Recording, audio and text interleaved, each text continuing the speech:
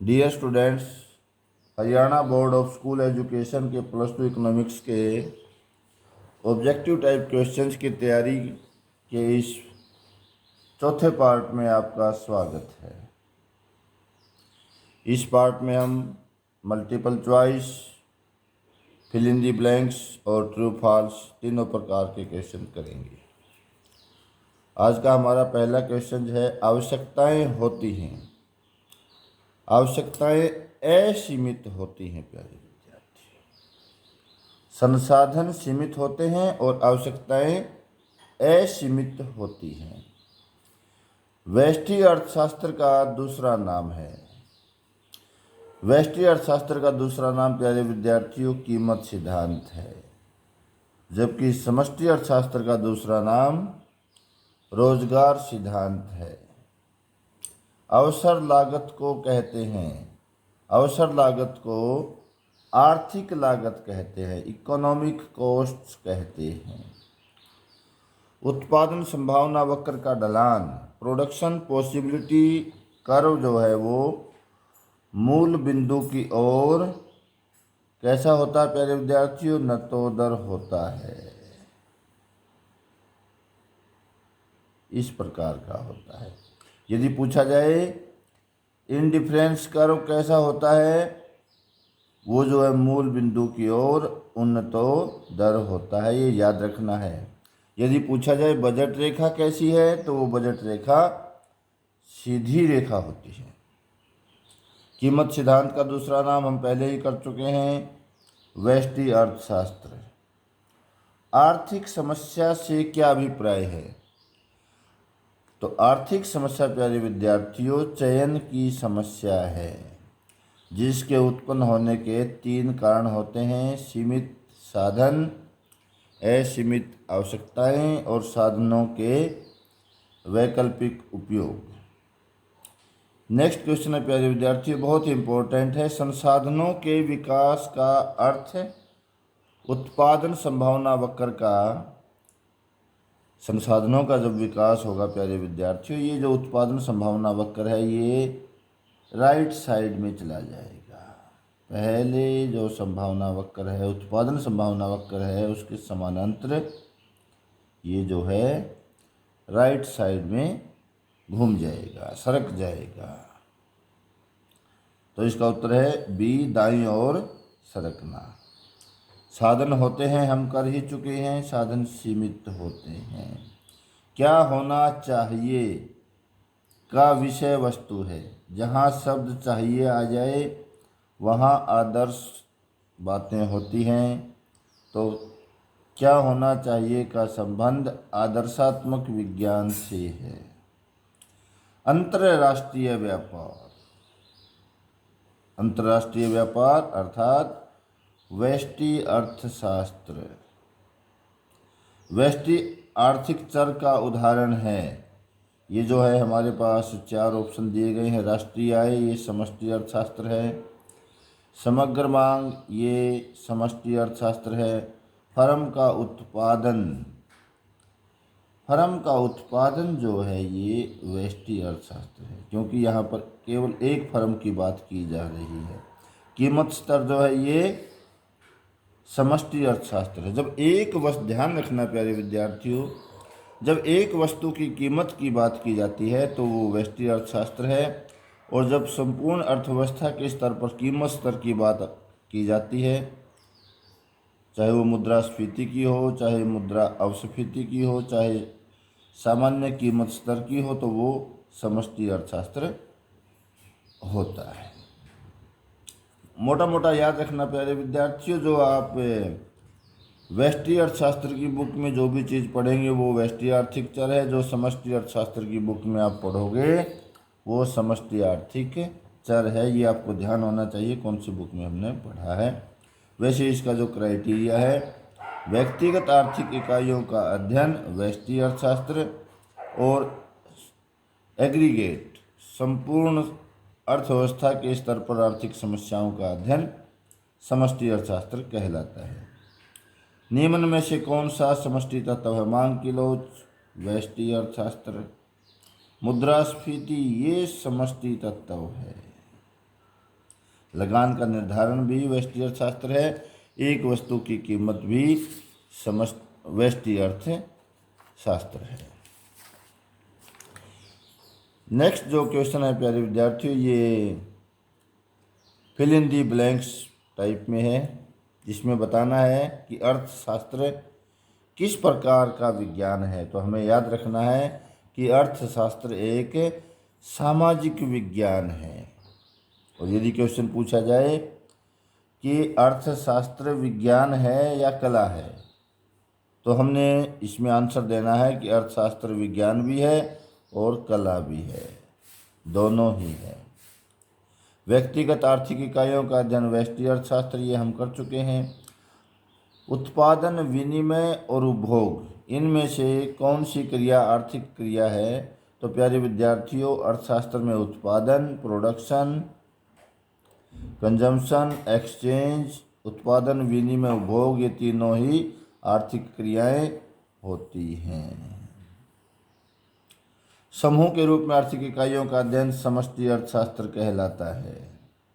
दुर्लभ वस्तु, दुर्लभ वस्तु का मतलब है उस वस्तु की जितनी पूर्ति है उस वस्तु की मांग उससे अधिक है।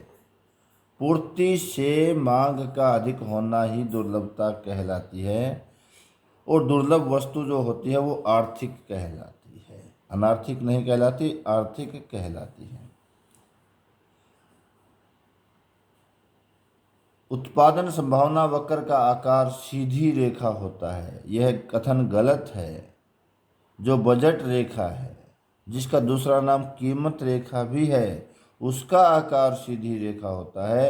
उत्पादन संभावना वक्र का आकार इस प्रकार का होता है।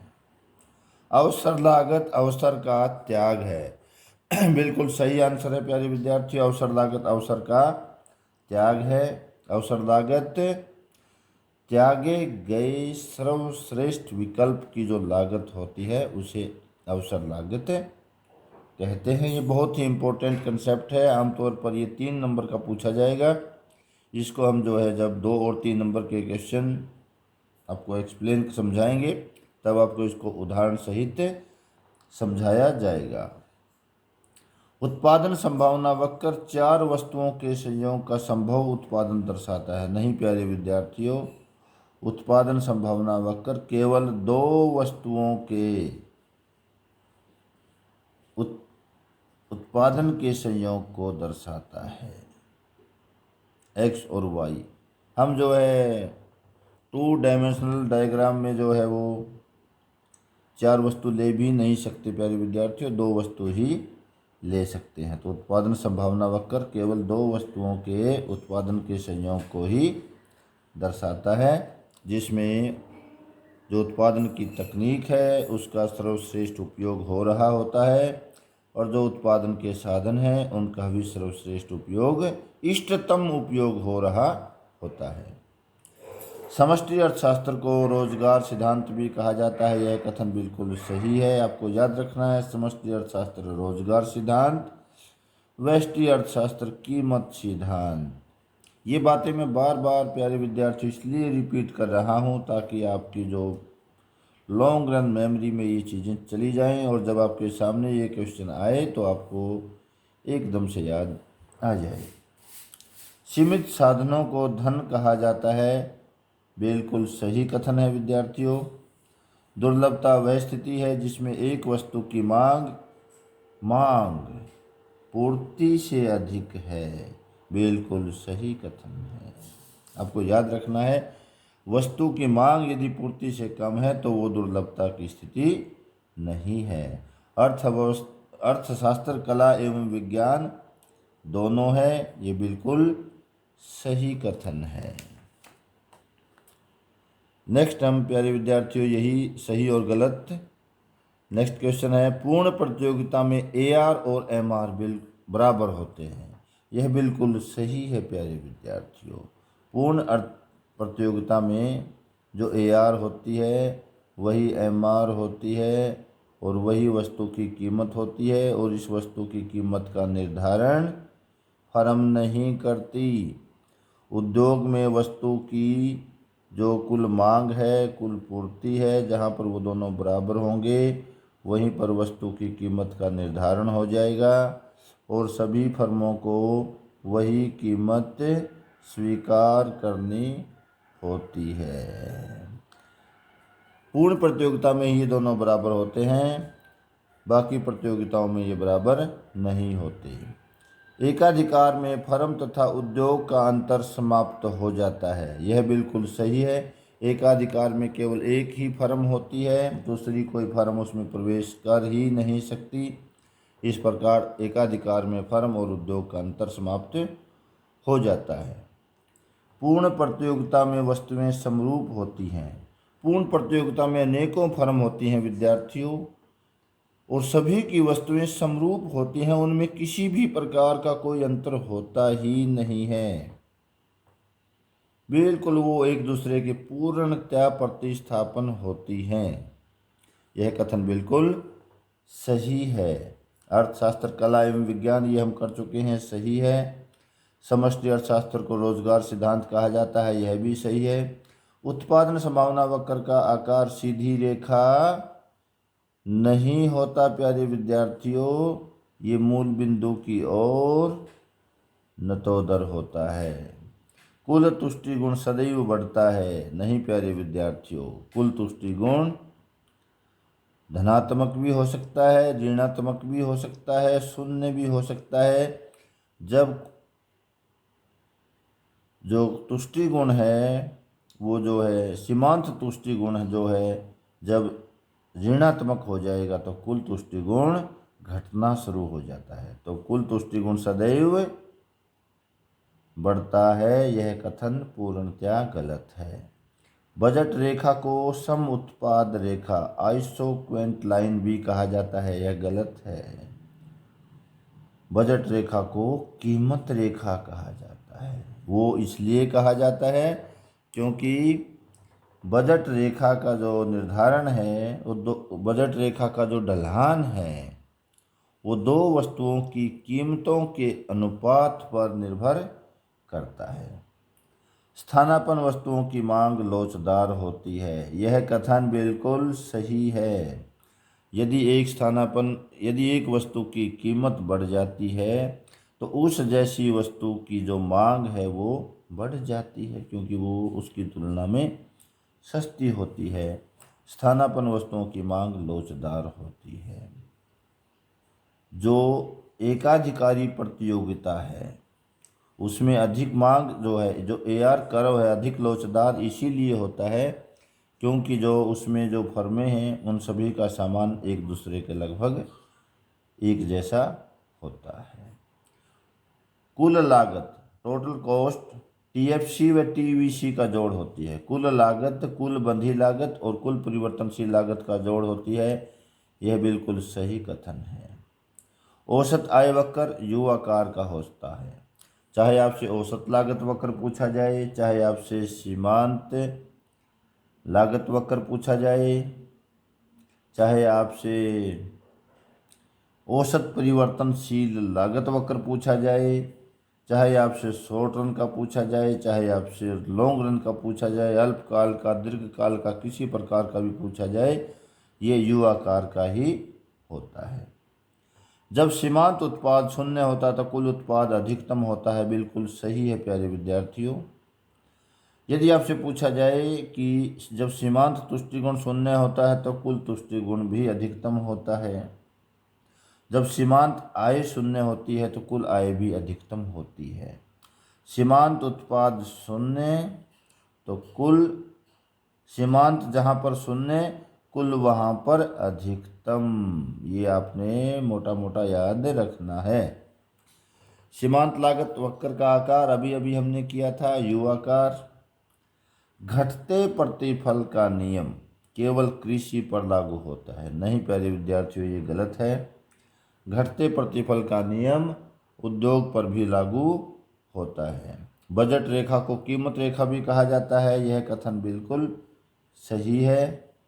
अर्थशास्त्र में पूर्ति व स्टॉक एक ही है, नहीं प्यारे विद्यार्थियों, पूर्ति और स्टॉक में अंतर होता है। और इसमें एक चीज़ और याद रखना आपको, स्टॉक पूर्ति से अधिक होता है। पूर्ति कभी भी स्टॉक से अधिक नहीं होती। सीमांत आय जब शून्य हो तो कुल आय, अभी हमने किया था, अधिकतम होती है। उत्पादक उत्पादन की कौन सी अवस्था में उत्पादन करेगा?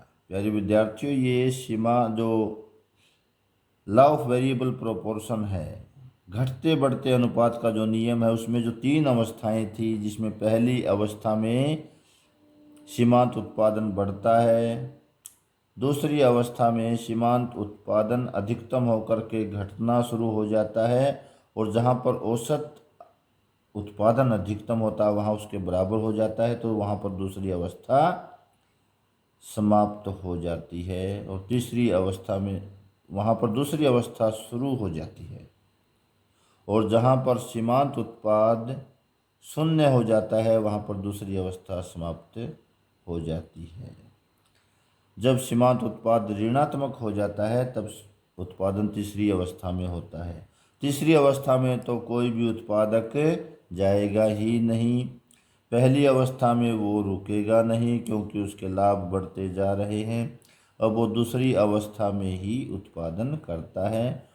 दूसरी अवस्था में किस पोजीशन पर करता है? वो वस्तु की कीमत और साधनों की कीमत पर निर्भर करता है।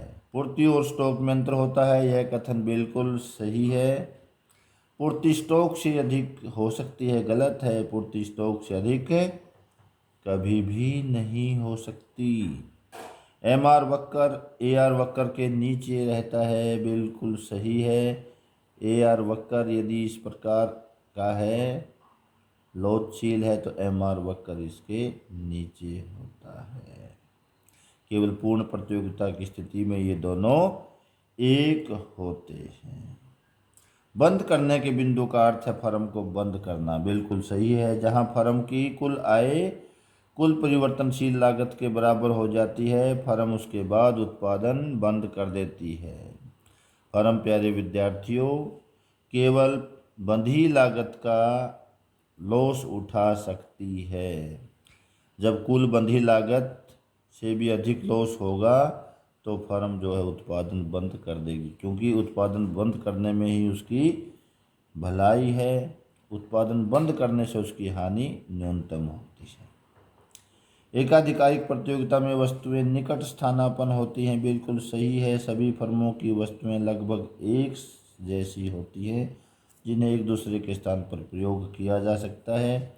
जैसे लक्स की जगह लिल साबुन से नहाया जा सकता है, और कोका कोला की जगह मिरिंडा पी सकते हैं। पूर्ण प्रतियोगिता में वस्तुएं पूर्ण स्थानापन्न होती हैं, बिल्कुल, क्योंकि सभी फर्मों की वस्तुओं में कोई अंतर होता ही नहीं है, इसीलिए पूर्ण प्रतियोगिता में वस्तुएं पूर्ण स्थानापन्न होती हैं।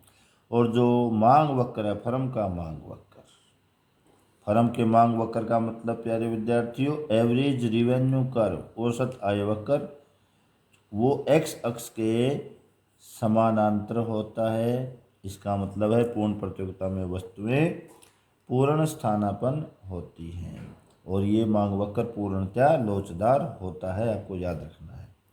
पूर्ण प्रतियोगिता में फर्म कीमत निर्धारक होती है? नहीं, उद्योग होता है कीमत निर्धारक। फर्म कीमत स्वीकारक होती है।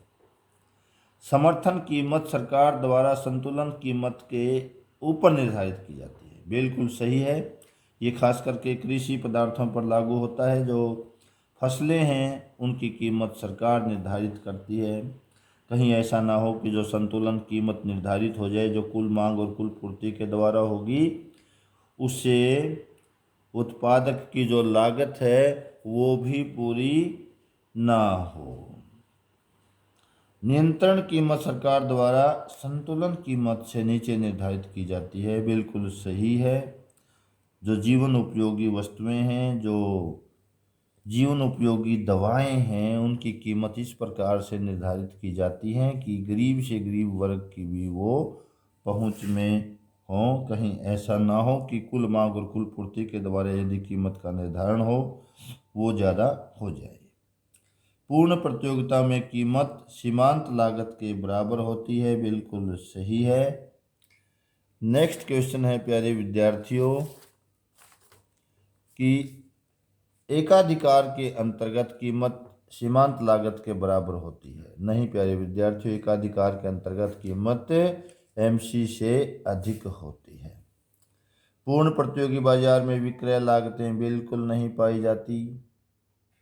एकाधिकार में कीमत विभेद बिल्कुल होता है। एकाधिकार में केवल एक फर्म है और वो फर्म अपने विभिन्न विक्रेताओं से भिन्न भिन्न कीमतें विभिन्न एकाधिकार में एक फर्म अपने क्रेताओं से, विक्रेता तो फर्म ही होती है प्यारे विद्यार्थियों, एकाधिकार में फर्म जो है अपने जो क्रेताओं से है उनसे भिन्न भिन्न जो है कीमत वसूल कर सकती है। व्यष्टि व समष्टि अर्थशास्त्र में कोई संबंध नहीं है। नहीं प्यारे विद्यार्थियों, व्यष्टि और समष्टि अर्थशास्त्र में गहरा संबंध है। एक दूसरे के प्रतियोगी नहीं हैं बल्कि एक दूसरे के पूरक हैं। समष्टि अर्थशास्त्र में सरकारी हस्तक्षेप अधिक नहीं होता। समष्टि अर्थशास्त्र में सरकारी हस्तक्षेप होता है।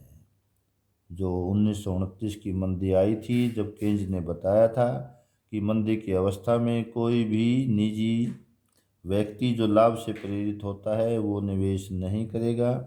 ऐसी स्थिति में सरकार का खर्च करना, सरकार का निवेश करना जरूरी हो जाता है। सरकारी हस्तक्षेप के साथ ही समष्टि अर्थशास्त्र का जन्म हुआ था। समष्टि अर्थशास्त्र में सभी प्रकार के योगों व औसतों का अध्ययन किया जाता है। बिल्कुल सही है प्यारे विद्यार्थियों, समष्टि अर्थशास्त्र में हम एग्रीगेट्स और एवरेजेज का ही अध्ययन करते हैं। मध्यवर्ती वस्तुएं राष्ट्रीय आय में शामिल होती हैं? बिल्कुल शामिल नहीं होती। यदि ऐसा होगा तो राष्ट्रीय आय का अनुमान अत्यधिक लग जाएगा। पेंशन राष्ट्रीय आय में शामिल नहीं होती। जो कर्मचारियों की पेंशन है वो राष्ट्रीय आय में शामिल होती है। यहाँ पर पेंशन शब्द लिखा है प्यारे विद्यार्थियों, तब तो ये गलत है। यदि लिखा मिल जाए आपको वृद्धावस्था पेंशन, बुढ़ापा पेंशन, फिर ये बिल्कुल सही है। छात्रवृत्ति बिल्कुल सही है। हस्तांतरण आय है। छात्रवृत्ति जो प्राप्त करता है उसके बदले आर्थिक क्रियाओं में किसी प्रकार का योगदान नहीं देता। सकल निवेश, तो शुद्ध निवेश में यदि मूल्यह्रास को जोड़ दिया जाए तो सकल निवेश है, और यदि शुद्ध निवेश निकालना है तो सकल निवेश में से मूल्यह्रास डेप्रिसिएशन को घटा दिया जाता है। ट्रैक्टर कैसी वस्तु है पूछा गया है? पूंजीगत वस्तु है, टिकाऊ पूंजीगत वस्तु है। तो ट्रैक्टर एक टिकाऊ पूंजीगत वस्तु है। यह कथन बिल्कुल सही है। राष्ट्रीय ऋण पर ब्याज व्यक्तिगत आय में शामिल किया जाता है। राष्ट्रीय ऋण पर ब्याज व्यक्तिगत आय में शामिल किया जाता है। सेवाएं प्रकृति से भौतिकी होती हैं? नहीं, सेवाएं हमें दिखाई नहीं देती, अदृश्य होती हैं। यह गलत है। लगान, ब्याज और लाभ, जो राष्ट्रीय आय की जो माप की आय विधि है उसमें हम इन तीनों का जोड़ लेते हैं और उस जोड़ को हम प्रचालन अधिशेष कहते हैं। सही है ये कथन। वस्तुओं सेवाओं के निवल निर्यात को घरेलू आय में शामिल नहीं। जब घरेलू की बात करते हैं तब उसमें हम निवल निर्यात नहीं लेते। जब हम राष्ट्रीय आय की बात करते हैं तब हम उसमें निवल निर्यात को लेते हैं। उत्पाद विधि का दूसरा नाम मूल्य वृद्धि विधि भी है। बिल्कुल सही है। या तो इस विधि में सभी अंतिम वस्तुओं और सेवाओं के मूल्य को बाजार मूल्य को जोड़ लिया जाता है, या वस्तुओं के जो उत्पादन की विभिन्न अवस्थाएं होती हैं, प्रत्येक अवस्था में वस्तु के मूल्य में होने वाली वृद्धि को जोड़ लिया जाता है, इसलिए इसे मूल्य वृद्धि विधि भी कहते हैं। वह विधि को, एक्सपेंडिचर मेथड को कंजम्पशन विधि भी कहा जाता है। यह बिल्कुल सही है। दोहरी गणना की समस्या का उत्पाद विधि से गहन संबंध है। ये जो कथन है कि कोई संबंध नहीं है, गलत है। गृहिणी की सेवाओं को राष्ट्रीय आय में शामिल किया जाता है? नहीं प्यारे विद्यार्थियों, गृहिणी की सेवाएं राष्ट्रीय आय में शामिल नहीं की जाती, क्योंकि उनकी सेवाओं का माप संभव ही नहीं है। मुद्रा में केवल करेंसी नोट शामिल होते हैं, यह भी गलत है। देश के केंद्रीय बैंक को नोट इशू करने का एकाधिकार प्राप्त होता है, बिल्कुल केवल और केवल केंद्रीय बैंक को ही नोट इशू करने का एकाधिकार होता है। हमारे भारत में ध्यान रखना प्यारे विद्यार्थियों, 1 रुपये का नोट वित्त मंत्रालय जारी करता है। केंद्रीय बैंक शाख का निर्माण करता है, बिल्कुल नहीं। व्यापारिक बैंक शाख का निर्माण करते हैं, केंद्रीय बैंक शाख का निर्माण नहीं करता। भारत में 1 रुपये का नोट अभी किया हमने, भारत सरकार द्वारा जारी किया जाता है। व्यापारिक बैंक शाख का निर्माण नहीं कर सकते, नहीं प्यारे विद्यार्थियों, व्यापारिक बैंक ही शाख का निर्माण कर सकते हैं। भारत में कागजी मुद्रामान प्रचलित है, यह बिल्कुल सही है। भारतीय रिजर्व बैंक आरबीआई भारत का केंद्रीय बैंक है, ये भी बिल्कुल सही है। समग्र मांग उपभोग व्यय और निवेश व्यय का जोड़ है, ये बिल्कुल सही है। Aggregate demand is equal to c plus I. और जहाँ बात आई समग्र पूर्ति की, तो उसमें उपभोग व्यय और बचत को जोड़ा जाता है। सफीतिक अंतराल अधिमांग का माप है, बिल्कुल सही है। सफीतिक अंतराल अधिमांग का माप है और अवसफीतिक अंतराल न्यून मांग का माप है। प्यारे विद्यार्थियों, आज के लिए हम यहीं तक करेंगे। नेक्स्ट जो है हम अपनी जो नेक्स्ट वीडियो है उसमें करेंगे। हमें ये काम प्यारे विद्यार्थियों बड़ी स्पीड से करना है, क्योंकि हमने जो 1 अप्रैल का जो पेपर है उसको ध्यान में रखते हुए ही अपनी स्पीड रखनी है। Thank you.